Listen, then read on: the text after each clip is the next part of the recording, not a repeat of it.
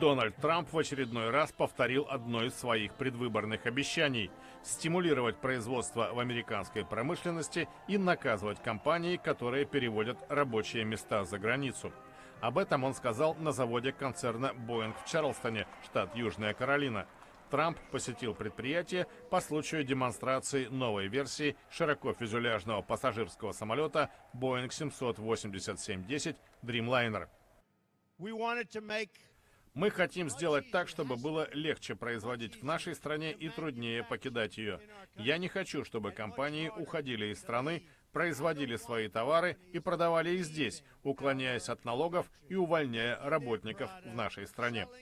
Мы больше этого не позволим, можете мне поверить. Им придется платить большие штрафы, если они станут увольнять своих людей и переносить производство в другие страны. Скоро появится крепкая граница, и все будет совсем по-другому. Визит на завод в Чарлстоне, по мнению наблюдателей, ознаменовал смягчение отношений между президентом и руководством концерна.